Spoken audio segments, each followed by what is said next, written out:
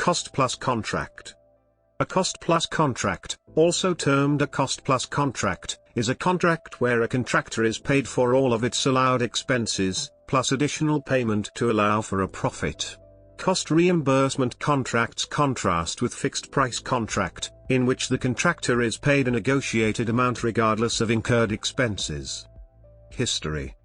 Frank B. Gilbreth, one of the founders of industrial engineering, used cost-plus a fixed-sum contracts in his building contracting business.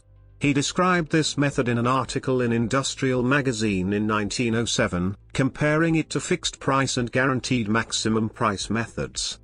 Cost-plus contracts first came into use by the government in the United States during the World Wars to encourage wartime production by large American companies. According to Martin Kenny, they allowed what were then small technology firms like Hewlett-Packard and Fairchild Semiconductor to charge the Department of Defense for the price of research and development that none could pay on its own. This enabled the firms to create technology products that eventually created entire new markets and economic sectors. Types. There are 4 general types of cost reimbursement contracts, all of which pay every allowable, allocatable, and reasonable cost incurred by the contractor, plus a fee or profit which differs by contract type. Usage. A cost reimbursement contract is appropriate when it is desirable to shift some risk of successful contract performance from the contractor to the buyer. It is most commonly used when the item purchased cannot be explicitly defined, as in research and development, or in cases where there is not enough data to accurately estimate the final cost. Pros and cons. Advantages. Disadvantages. Recent trends.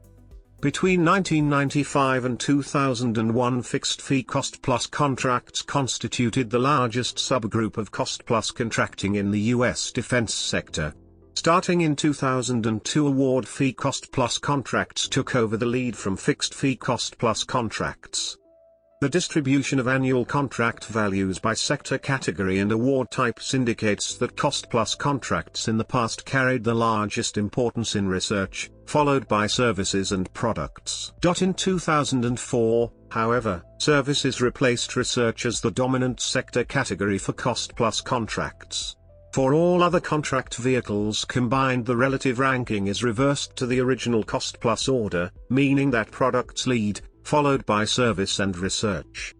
With cost-plus contracting being primarily designed for research and development, the percentage of cost-plus contracting within a contract is expected to be correlated to the percentage share of research undertaken in any given program.